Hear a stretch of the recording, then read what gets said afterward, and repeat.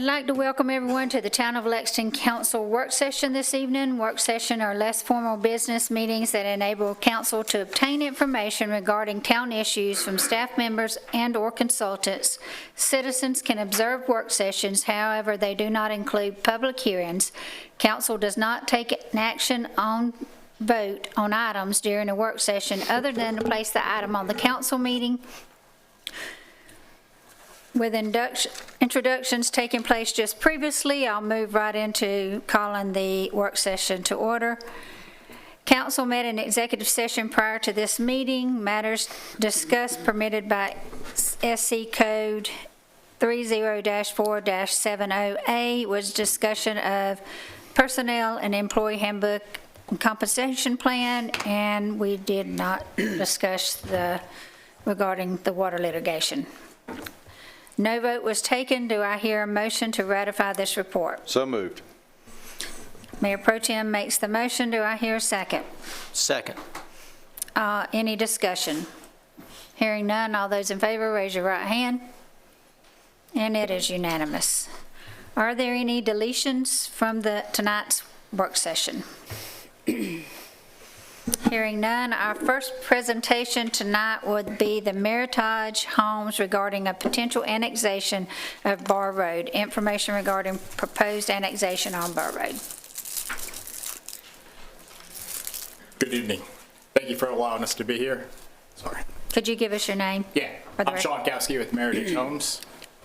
Since we last saw you, we had another neighborhood meeting where we responded to additional feedback from the community. An update of a few items that needed circling back based on our last time here were dams, density, and traffic study. We had a preliminary geotech report of the dams impacted by development with favorable findings that the dams are well constructed and in good standing. We've also had an annual inspection of the dams by a third-party civil engineering consulting firm, and those results also showed the dams in good standing. We have a standard HOA process, but in this case, we will be allocating special funds specifically for the dams. We will have annual inspections of the dams along with an inspection of the dams prior to turning the dams over to the HOA at the completion of the community. Also, since the last time that we were here, we have reduced the density of the site from 307 lots to 299 lots based on feedback, and we find that we hope that this will be favorable for all. With that being said, I'm going to turn it over to Kayla with Seaman Whiteside to discuss anything I may have missed along with the latest on the traffic study.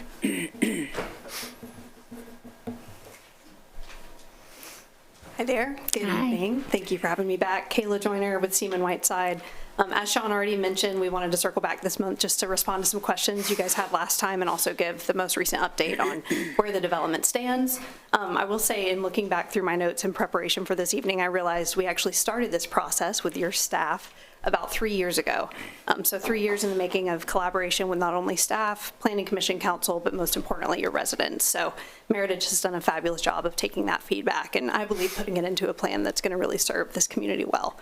So two things that I will hit on, as Sean spoke really well, I think, to their plan for ongoing maintenance and inspection of the dams is A, the density reduction. That was a voluntary reduction by Meritage Homes in response to some feedback. So there were some strategic lots removed just to lessen our impact on some of the surrounding neighbors. And then secondly, we have completed the traffic study that has been reviewed and approved not only by SCDOT, but also by your staff and the third-party reviewer. Those are the only updates I have, but we are here to answer questions and respond to any further feedback. Thank you. So you want to stay right there for some questions in case we have them? I know I have one. Do you have the new plan and what it looks like with the homes removed and where they were removed from? Yes, that should have been provided in the packet given to council. Is that available that we could show? It is not? You do have a copy? I have one as well. I'd be happy to. Did you see it? Did you have it in yours? No, I don't have that. So where were they removed from?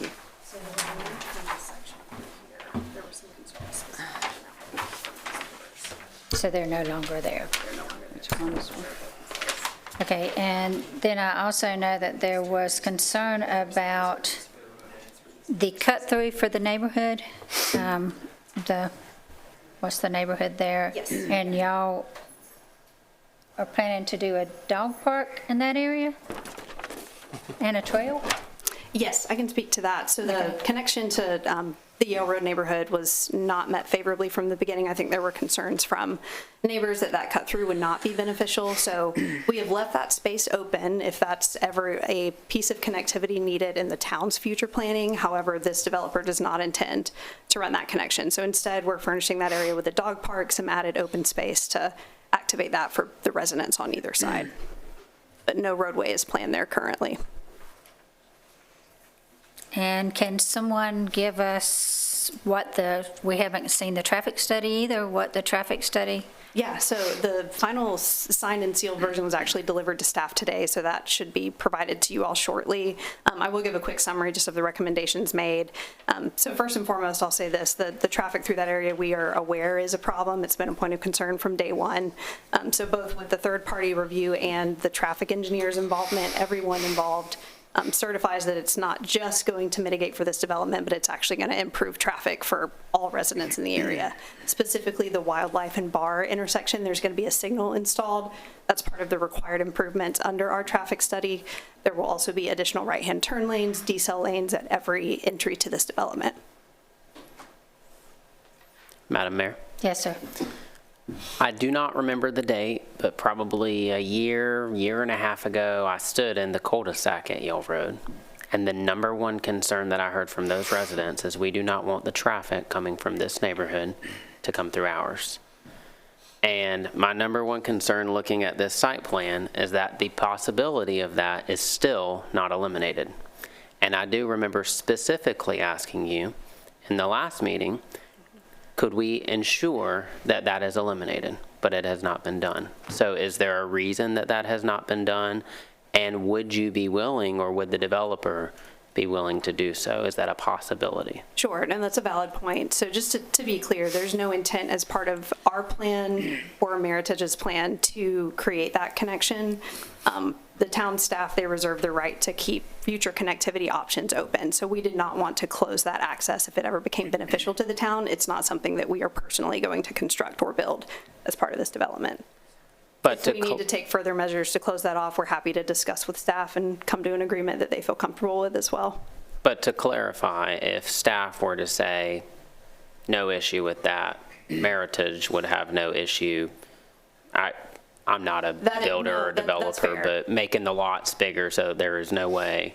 So that's incorrect. We would not, under the terms of this site plan that we're presenting to you guys tonight, come back and add that connection. That has not been studied through our traffic study. It's not part of our site plan approval package. That's not something that we'll be doing with this development. No. Let me clarify what I'm asking. If staff said we're okay eliminating the possibility for connectivity, and let me be clear, I can't speak for staff. I can only say my opinion. But if staff were to say that hypothetically, you could make the lot sizes bigger on those two homes to close that gap completely. Yes. And there would be no objection from Meritage. I'm not going to speak on your behalf, I Sean. mean, I know it would eliminate the dog park, and that'd be unfortunate, There but, would be no objection. okay. All right, that's good to know. Thank you. Madam Mayor, Yes, ma'am. so my question is, I know you, and I appreciate y'all doing the work on the dams and specifying that. You said they're well constructed. Special funds, what does that look like? Special funds goes into an HOA fund, or who is going to maintain those dams in perpetuity? Yeah, so throughout the construction period, Meritage will be in control of maintaining the dams. Okay. Upon our completion and turnover to the community HOA, then they would be responsible for the dams after that time. Okay, so is there anything written in your upfront, I know it's not bylaws that Yeah, correct. y'all HOA. write, but that would transfer to them saying you have to put this amount of money into to maintain this in Yeah, so perpetuity? we are still early in the process.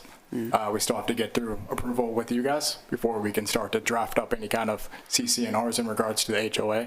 But we typically have documents in there that state to proper funding of HOA upon turnover to the homeowners. Okay, that's just something that I think, should be written in there if possible, something that has some funds going into that, or, because it is going to be maintained for forever, basically. That is correct. And also, my other question is, how much of a buffer is off of Bar Road into this development and around the whole development to other properties? So there is a 50-foot landscaped buffer along Bar Road that's required per the town's landscape ordinance.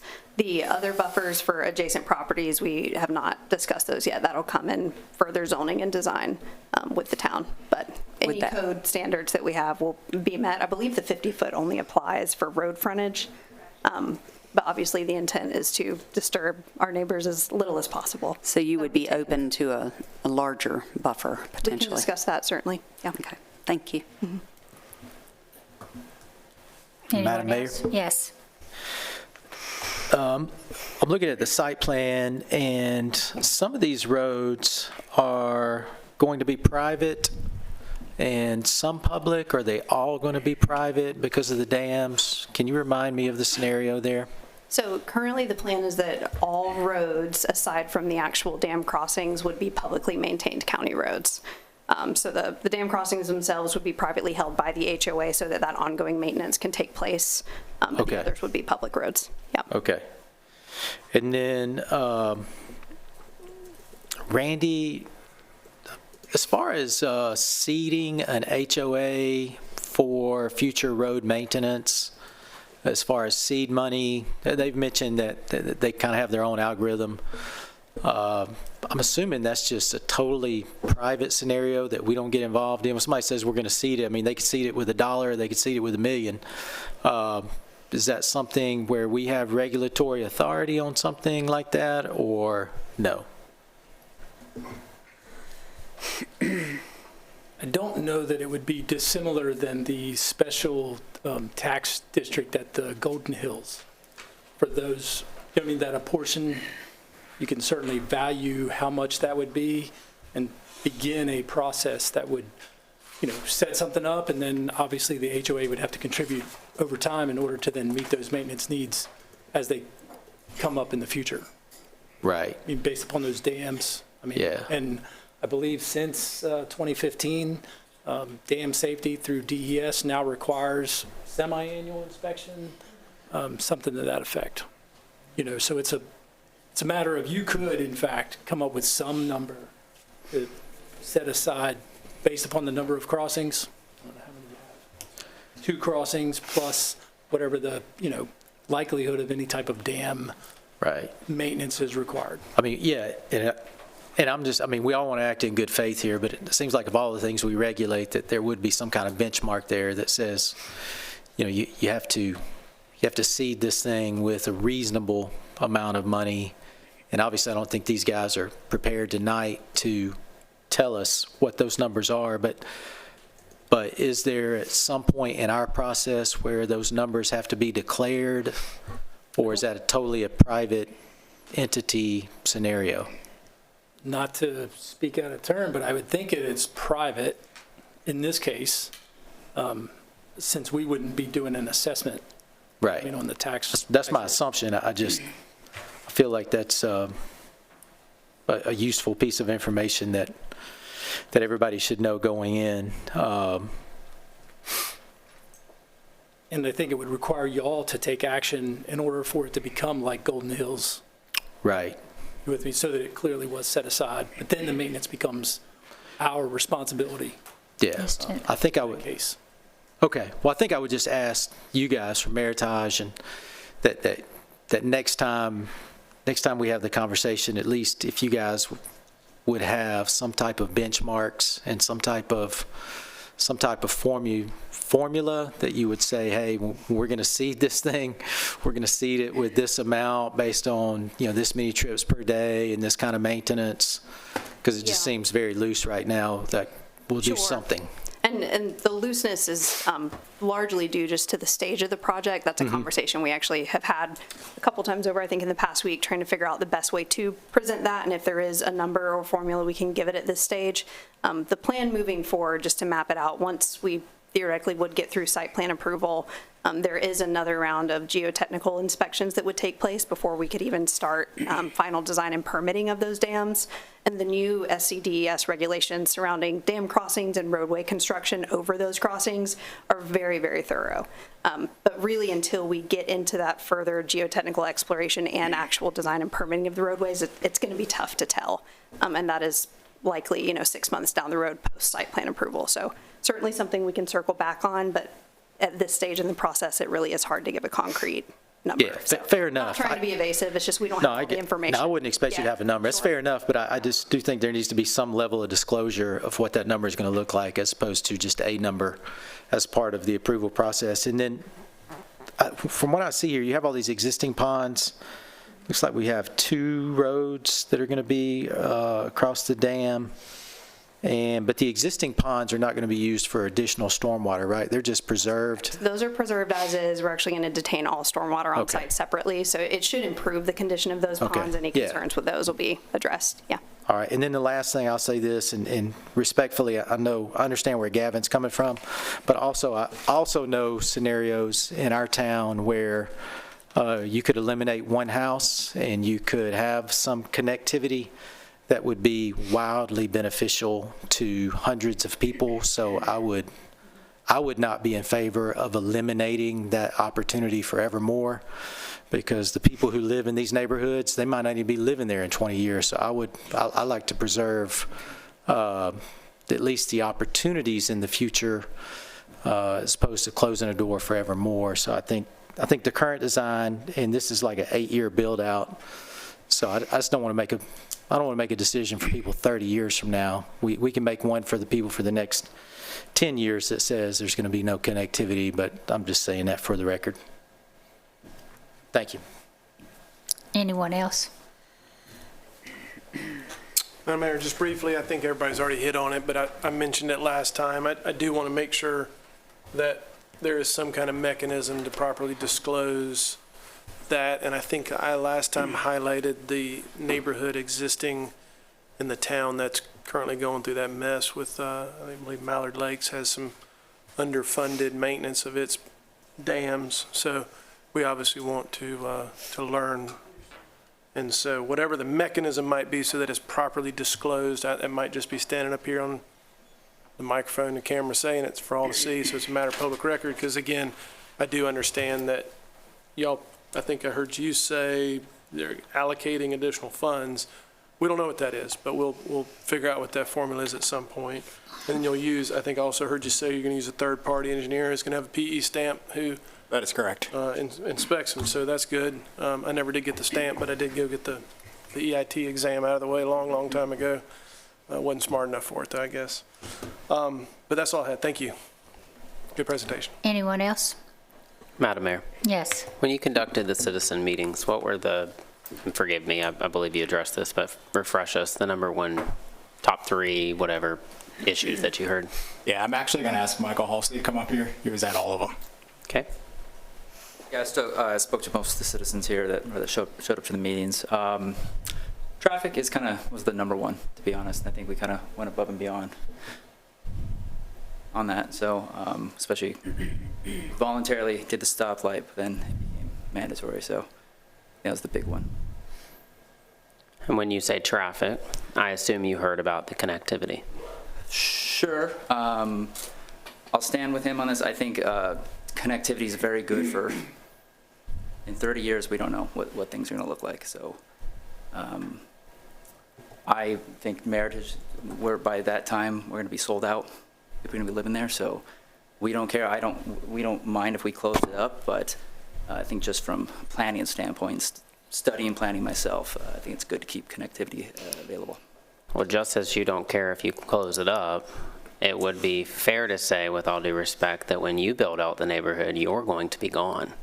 But those residents that live there are going to deal with it every day. Yes, yeah. I don't think. So you should care about it. In this case, I actually don't think this is good connectivity because of the likelihood of it being a thoroughfare of connecting to Bar Road, which I was just talking to Steve about that people come down and they don't want to go through Lexington, they come down Bar Road. So to lessen the traffic on Bar Road. Actually, in this case, looking at it as a one-off scenario, I actually think this is a prime example where you look at one scenario and make a decision. I actually think closing it off is the smarter thing, but as a whole, in terms of planning, I think connectivity is usually a positive thing.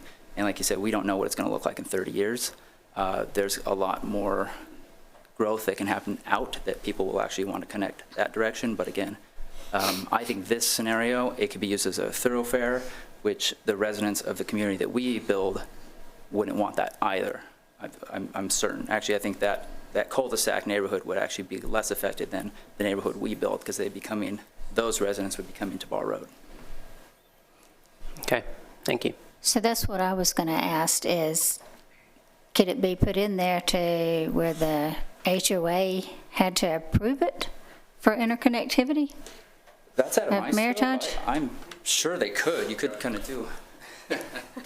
So that would be what we would consider a major site plan change, especially given it would create an additional access point. So they're needing a traffic study to be looked at. It's needing staff approval. So that's not something that would just happen via HOA or other action. And Gavin, to your point, you're exactly right. In 30 years, we won't be here, but those residents will, which in hearing that feedback over and over, that's why we decided not to go that route.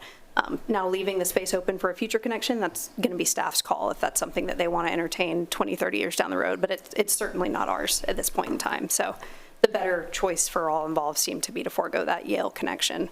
But being a major site plan change, it couldn't just get added at a later date.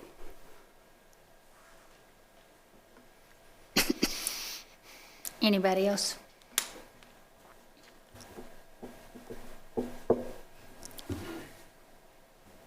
Thank you for your questions. It's been good discussion every time. We appreciate it. Thank you.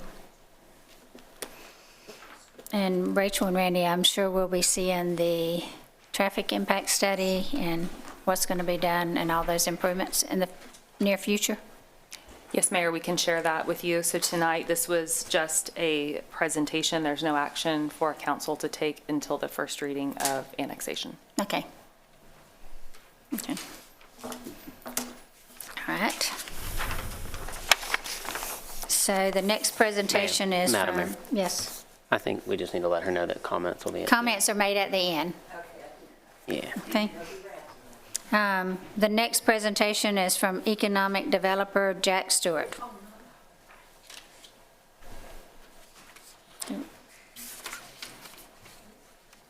Thank you, Madam Mayor and Council. A little bit less hot topic here. So, today marks a very important milestone here in the town of Lexington. I'm here to share the outcome of our community comprehensive driven plan here when it comes to branding here at the town. This is part of the MASC Hometown Economic Grant that we received just this past year that we've been working on. And this isn't just a logo or a tagline. This is a reflection of who we are. So this is built on the voices of the stories that we heard from our residents, our business owners, our civic partners, our pastors, and our families here in the town. And this gives us a good picture as we move forward into vision planning here in the future. So I'm a visual learner, so and I also like to eat cake before my meal. So we're going to go ahead and play a video here that wraps up kind of how this worked and what came out of it. It's a beautiful piece that was put together by Michael. So we'll watch this and then we'll get into the nitty-gritty of how we got here. So, in Lexington, stories don't just get told, they get lived. They begin on front porches and ball fields, in classrooms and coffee shops. They unfold in our parks where families gather, at the market where friends meet on Saturday mornings, and beneath the lights of the Ice House Amphitheater, where music fills the night air. They're stories of families who've been here for generations, and those just coming home, of teachers and coaches, business owners and first responders. A town that holds tight to what matters. Neighbors who lend a hand, a business owners who know your name. Lexington stands steady, rooted in tradition, guided by heart, open to possibility. Every person adds a page. Every story has a place. Lexington, South Carolina. One town, many stories.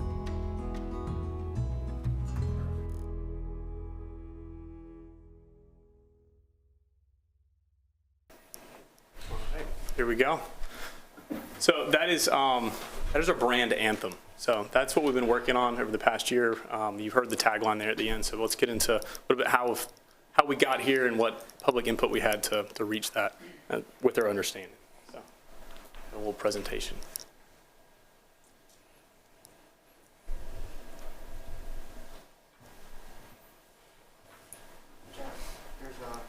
Oh, we got a clicker. Very cool. Didn't tell me that. Here we go. Maybe. We did not trial run the clicker. Hold, please.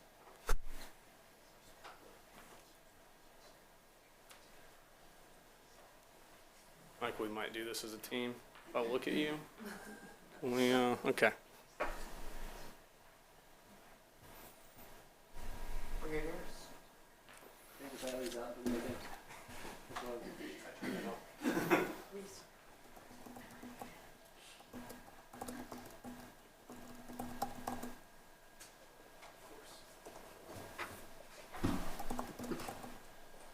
That's the same as every time my computer stops working, he comes in and it just gets better. So anyways, so one-time mini stories. How did we get here today? This is, like I said, this project was really kicked off to understand who we are here in the town of Lexington. This wasn't a typical branding project, but more of a step in the right direction of setting up for our vision planning and making sure that we are aware of how we got here. So.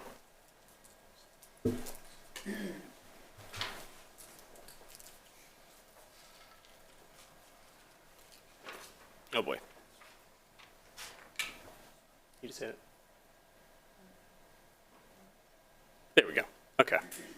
Small words on the screen. Very cool. All right, so here's our journey and project timeline. We kicked off discovery with Destination by Design, our consultants on this, back in March of 2025. That was through a discovery process. This is community surveys and data analysis, competitive landscape, looking at other communities around us, and really get an understanding of who we are and the landscape of the state and understanding that. So we then moved into stakeholder engagement. You may remember that back in April of 2025. That's in-depth interviews, focus groups. We had a special called meeting where y'all gave some input on that as well. We also were at the Ice House Amphitheater getting input from that. We then went into creative direction. I think the touch point for y'all on this section was at the council retreat there, getting kind of creative direction, understanding what we were looking for maybe in taglines and how we could really start to talk about ourselves from some of the findings that we had. Had a presentation there from Destination by Design as well. And then we're here with brand development that we have right now. This is looking forward into the visual identity section of this, voice guidelines that are coming from that as well. And rolling out and planning kind of how we're going to move forward with this brand.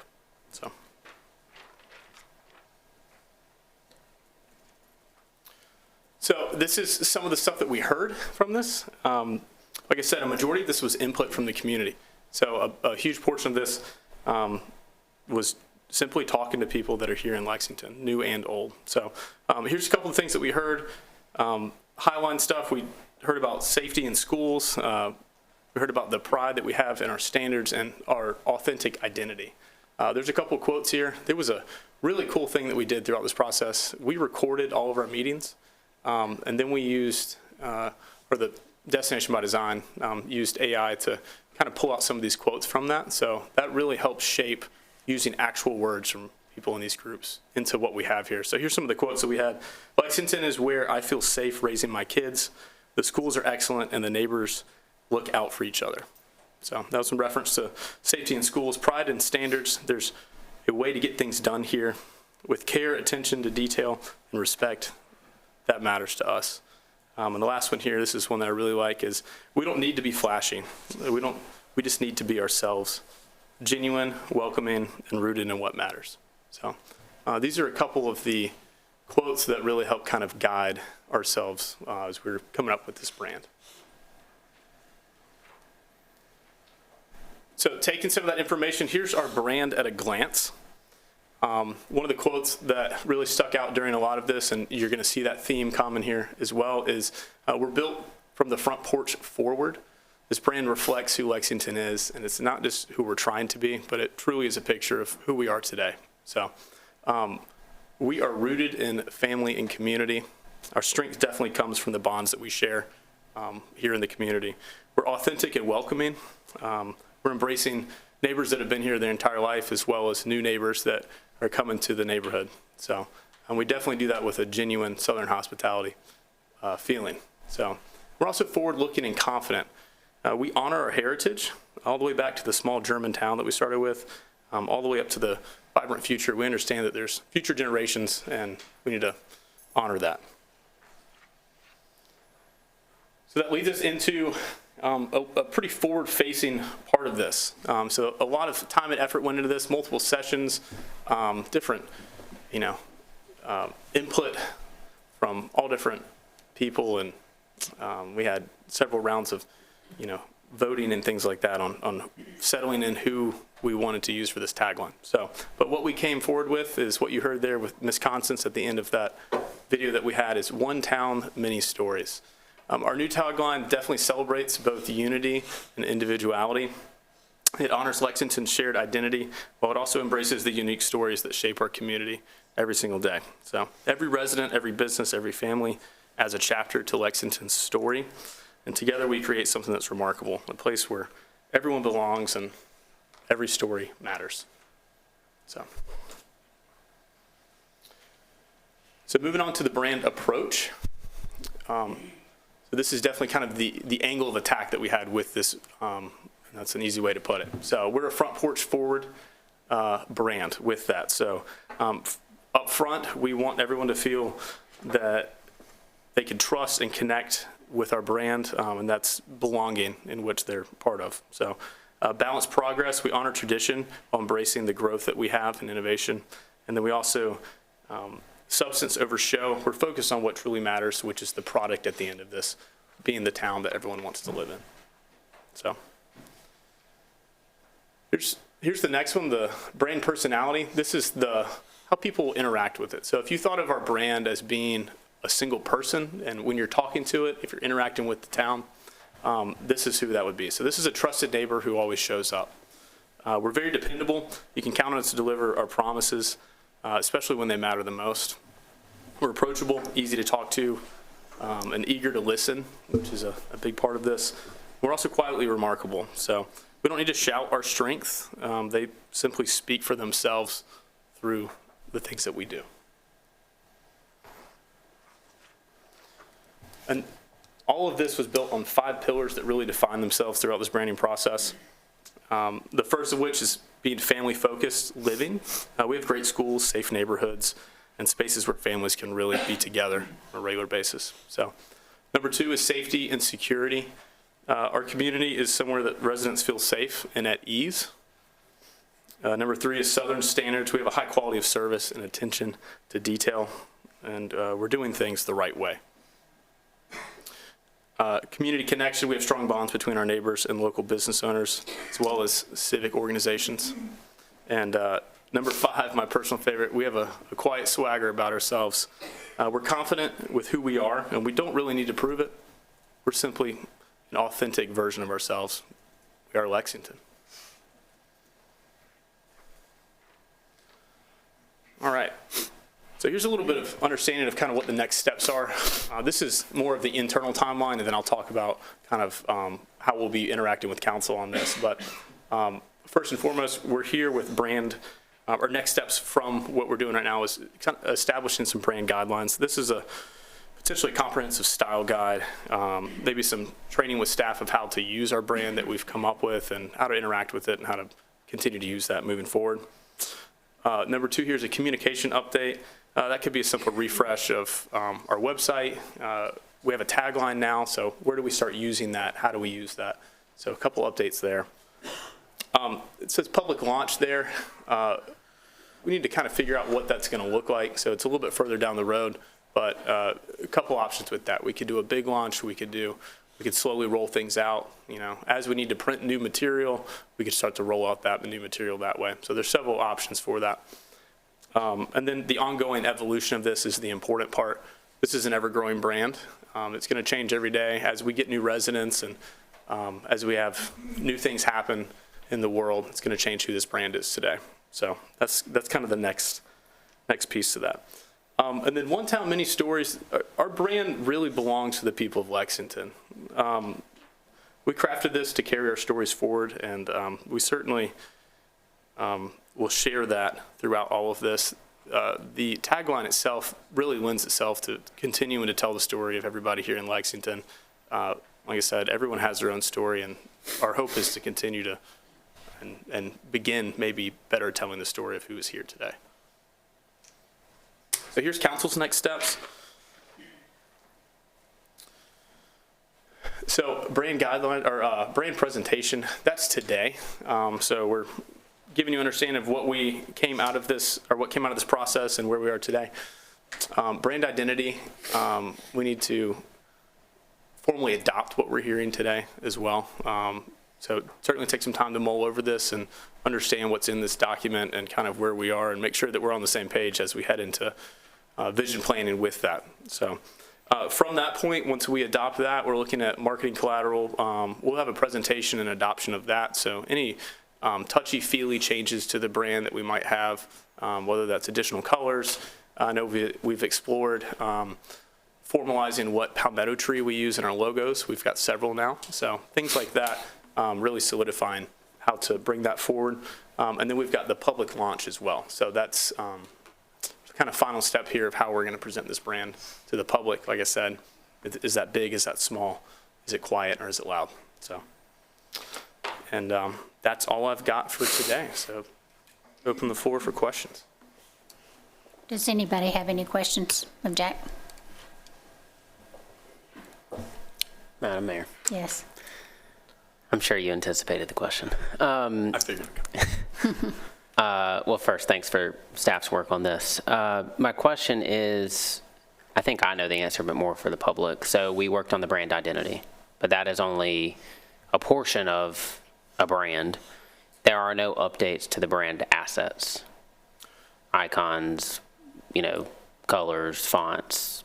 Correct. As of now, there are not. We are working on those. So like I said, we do have updates to potentially palmetto trees and things like that, formalizing what our brand is. We've worked with different lockups as well, if you're familiar with those. So lockups being symbols that you can use that would represent our brand without having to say Lexington. So we've explored those options. Those are not presented here today. This is really the identity to push forward with the vision plan in mind, but we will move forward with the rest of that after adoption of this. Well, I have to say, I teach branding at Carolina, and I'll volunteer my students to do a project for you. Okay. We're looking for a project next semester. Always open to input. Yeah. Thank you. Of course. Anyone else? Okay, we'll move into our next two presentations. Thank you, Jack, and all the staff Thank you that's so worked much. on this. And Michael, great job on the video as always. Our next two items for presentation and announcement are from the town administrator, Rachel Glayton. Our first one is Corley Street Park Public Input Meeting. Thank you, Mayor. These next two items are more updates than presentations for you all. So some of you may have seen on our social media pages, we have posted a Corley Street Park Public Input Meeting, excuse me. We've discussed with you the fact that we're applying for a grant to make improvements to that particular park. We do have funds that are available through impact fees that we have identified to make some of these improvements. Well, we have found a grant to provide a match for that. It's the Land and Water Conservation Fund. It's operated through the state, but it is federal monies. As part of the requirements for the grant application, we have to hold a public input meeting where residents can provide their input on what they want to see happen in the park. We plan to hold this meeting at the park on site this Wednesday from 4 to 5 p.m. The park is located at 210 Corley Street. And so that's designed so folks can come out, enjoy the park, and while we're out there, have discussion. They can point things out. No better place to have the meeting than in the park itself. And just so everyone knows, what we are looking at applying for is replacement and repair of existing park facilities. This includes conversion of the gravel parking lot to an ADA compliant asphalt lot, installation of an accessible sidewalk, and replacement of the existing playground and new ADA compliant play equipment. Are there any questions about the meeting? Thank you for updating us on that. Our next one is announcement of the Tree for South Carolina program participation. Yes, Mayor. So Vanessa, who's our special funds manager, has been quite busy working on grant applications on top of everything else that she's working on. So earlier this fall, we applied to participate in the Trees for SC program. And so this is a little bit of grant funding and a little bit of technical assistance, which we're excited for. So we have been selected through their most recent competitive application process to participate in the new Community Forest program. This is a state program, and they're using funding from the USDA Forest Service. So we were selected to receive help with tree mapping, planning our community forest, and tree planting. So what will happen is through Trees for SC, a partnership of the Green Infrastructure Center of the state and the South Carolina Forestry Commission's Urban and Community Forestry Program, they will help us to map where all of the trees are throughout our community. They will help us determine what our community forest looks like, all of the types of trees, ages, etc. It's not a forest in the traditional sense because trees can be separated by roads and buildings. It's mostly a tree canopy study, if you're more familiar with that term. So benefits of these types of community forests, the reason that we were interested, in addition to understanding what our tree canopy fully looks like, so we can understand what percentage of our community is covered by trees as we make future decisions about development and other things. It's important for us to know because trees are a public health benefit to us. They help both humans and wildlife. They help with pollution filtering, shade, and reduce temperatures in the built infrastructure. So maps will be created of our full tree cover in the town. Open space where trees can be planted will be identified, and maps of opportunities where trees can offer the most benefit to the community will also be identified. So that will be within the first year.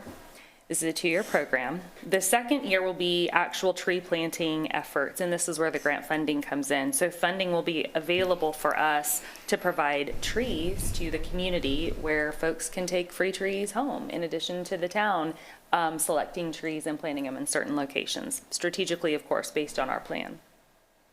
So this is our first time announcing it. This is a very recent award that we received and something very new for us. It's a different type of project than we've taken on. So we'll be issuing a formal announcement very soon. We may be looking for folks to participate with, again, public input, and we'll keep everyone up to date, whether it's council or residents, along the way. Thank you. Of course, you know I'm very excited about that because the more trees, the better in my mind, but, you know. Helps y'all breathe better. Moving on to our business items. Our first one is a mutual aid agreement with American Leadership Academy for School Resource Officer, Major Davis. Madam Mayor and Council, excuse me. The attached agreement contains the school resource position at the American Leadership School. The positions are currently funded by a state grant. If the grant is not funded in the future, Charter One will cover 75% of the cost, and the town will cover 25%, including salaries, benefits, and startup equipment. All other terms follow the existing SRO agreements. We were asked to put this on the December 1st, 2025 council agenda for approval, please. Do I have a motion to put this on the agenda? So moved. I have a bunch of motions up here. Mayor Pro Tem makes the motion, Councilmember Carnes seconds it. Is there any discussion? Hearing none, all those in favor, raise your right hand, and it is unanimous. Our next item is Marketplace Development LLC Easement and Access Agreements, Transportation Director Randy Edwards. Good evening, Mayor and Council. As you're very aware, we plan to construct a new 100-space surface-level parking lot over along North Church Street. There's two parcels there that we own, 1.12 acres and 0.29 acres, that are being combined. And in addition to that, we need some additional real estate from Marketplace, as well as a drainage discharge easement. It's shown there in, highlighted in yellow. As you can see on the screen or in the item in front of you. And attached is the agreement for both access easement as well as for the permanent drainage and parking construction easement. Obviously, this easement will run with the town property, and in exchange, town will provide 15 parking spaces during the day hours of 7:30 to 6 p.m. on each business day. That's part of that future parking lot. And so we ask that you authorize us to enter into those agreements on behalf of the town. So we need to put this on the agenda, correct? Do I hear a motion to put this on our agenda for December the 1st? So moved. Councilman Michaels makes the motion. Do I hear a second? I'll second it. Councilman Smith seconds it. Is there any discussion? Hearing none, all those in favor, raise your right hand. And it is unanimous. Item number 3 is Mashburn Construction Company Access Agreement, Transportation Director Randy Edwards. In the similar location, the hotel is under construction, and the hotel project construction team has asked permission to park trades, personal vehicles on the old Liverman site. If you recall, that's on the corner of Corley and North Church Street. And so we've established where their access would be and then where the hotel would be. This is not for construction activity, but rather simply for maybe staging a part that's being offloaded at the hotel site or parking for all the trades.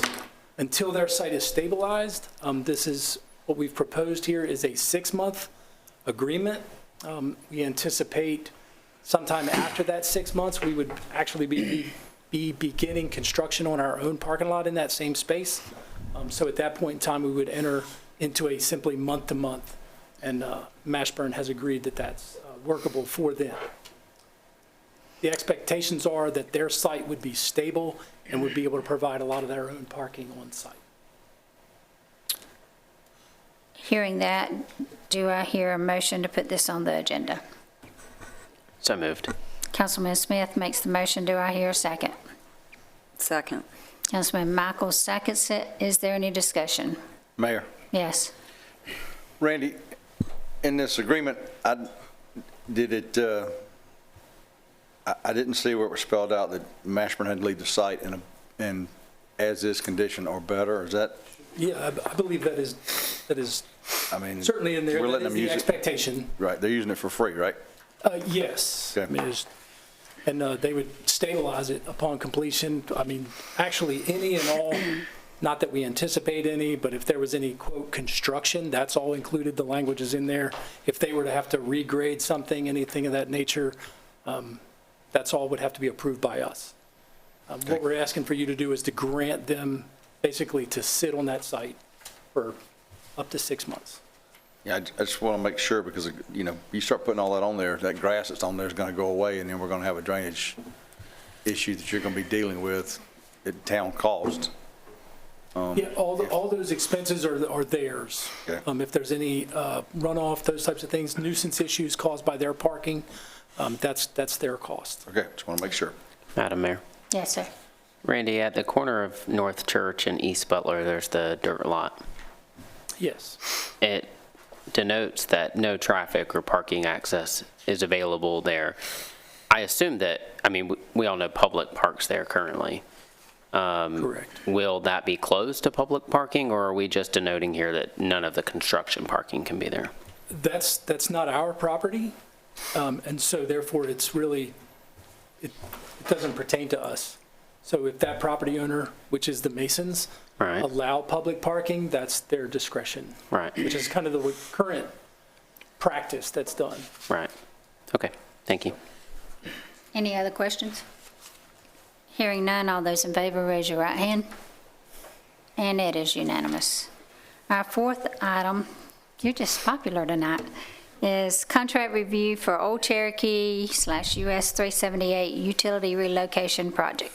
Okay, so as part of the US 378 Old Cherokee Road turn lane improvement project, we have to relocate an existing sewer line that is in the future turn lane area. And so we've established an easement across the Wells Fargo parking lot.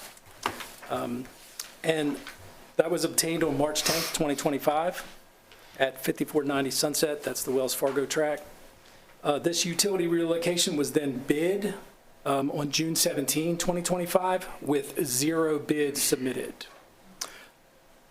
So after consultation with the potential bidders, working through David, our utilities director, we solicited quotes then on July 28th of 2025 of 4 reputable local utility contractors, of which we only received 2 interested parties, with Williams Infrastructure submitting a quote of $658,551 as the low.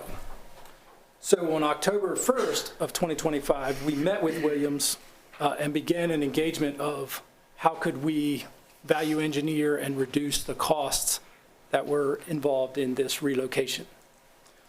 So after incorporating some of those design modifications, we negotiated a revised proposal in the amount of $447,245.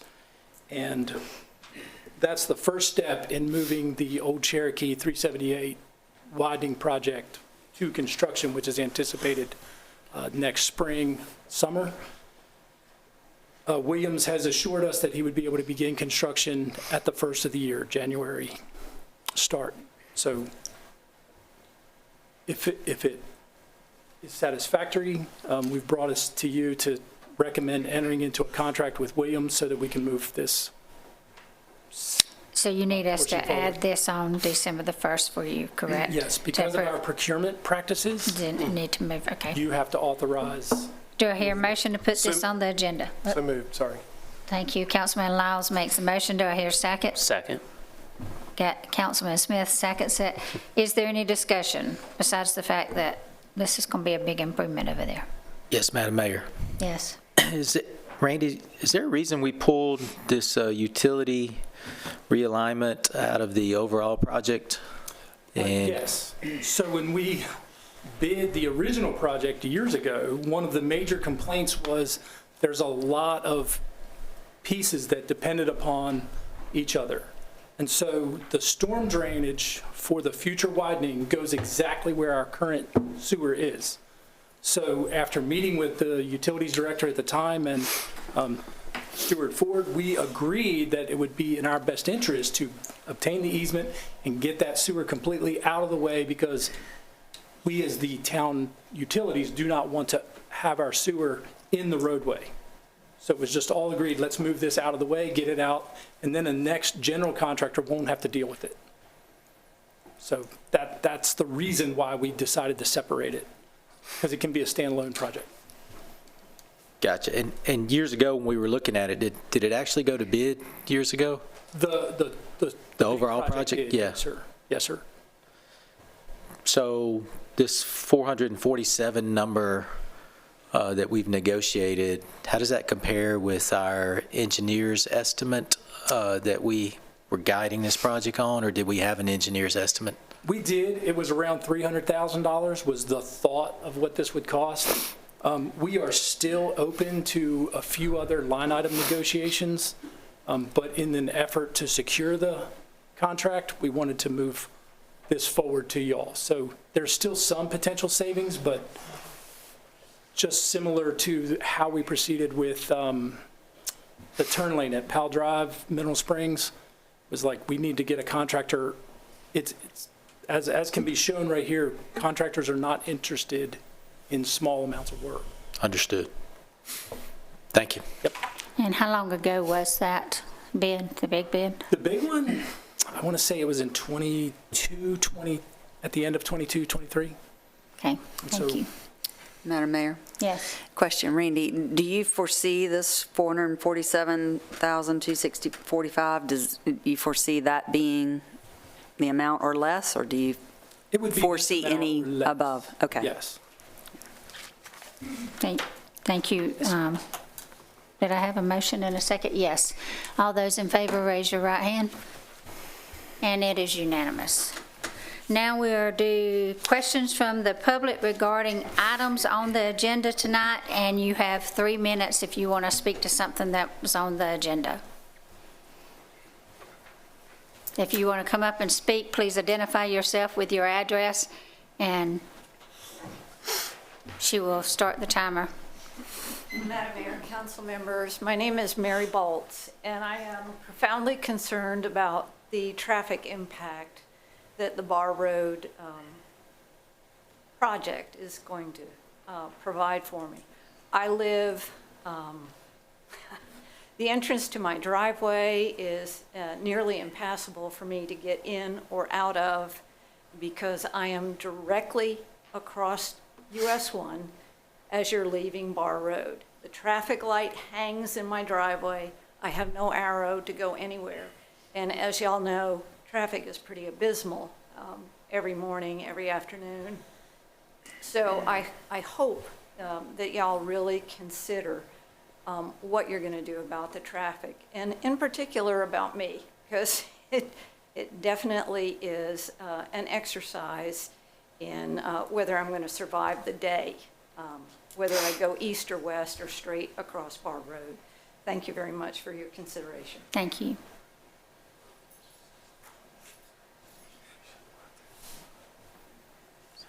Come forward.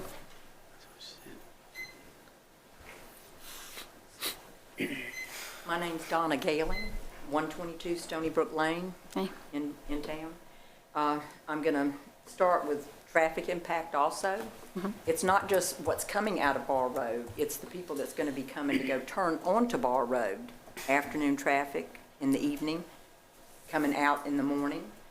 It gets so bad there right now that we can't even get out. We own a business right there between 378 and 1. And when you try to get out, I mean, if you're coming, you can't, you're going to get hit. I know years ago, y'all probably remember the Burger King. It was turning right there at Burger King to go down by Riley's, and they got hit because there's two people coming in that middle lane, one trying to turn each way. And now it's starting to back up so bad past Goodwill. It'll back up. The people will be getting over. I mean, all the way back there. It's not even that it's backed up sometimes. They're just getting over. So somehow that has to be taken care of also. But you're talking about 800 cars, 800 to 1,200 cars with this new neighborhood? Not? What? Anybody know? Randy? Randy? How many cars?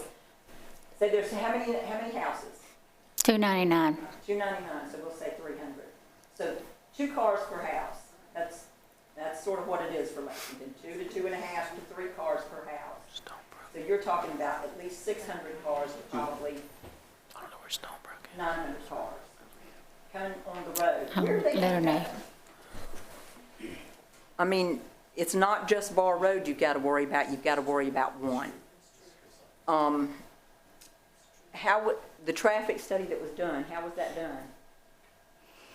By a licensed traffic engineer and then also a third-party review. Okay, but how was it done? Was it done like the 93-acre thing was done? Your 3 minutes is almost up, and they're going to present that traffic study, so you're welcome to come back and do that, but I want you to get to your points real quick. Another thing is about the ponds.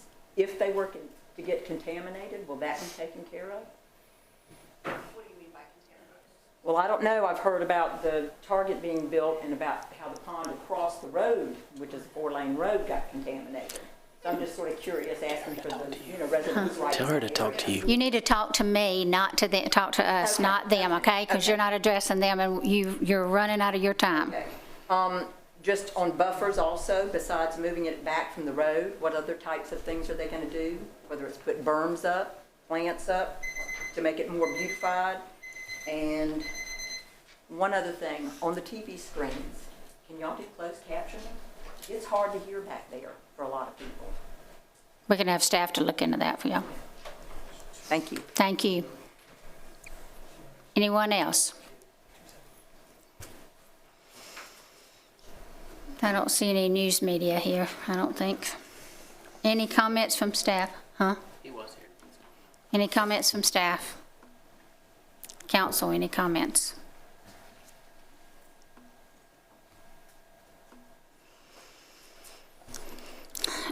As we enter this holiday season, I want to take a moment to highlight a few upcoming events in our town. First, the Bountiful Harvest, hosted by Lexington Police Department, will be held, that's tomorrow, no, Wednesday on November the 19th from 11 a.m. to 3 p.m. This event, in partnership with several businesses, provides support to families in needs in our community.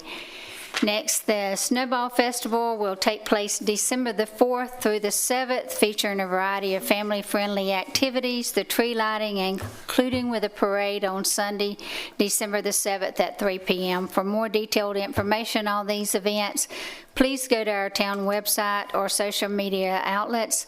I also want to take a moment and wish everyone a wonderful Thanksgiving next week. We have so much to be grateful for, especially here in the town of Lexington. And I do believe, didn't Councilmember Lyle just have a, did you just have a birthday? A couple weeks ago. A couple weeks ago, so we're a little late, but we'll do happy birthday again to you. That concludes our business for tonight's work session. Without objection, we are adjourned.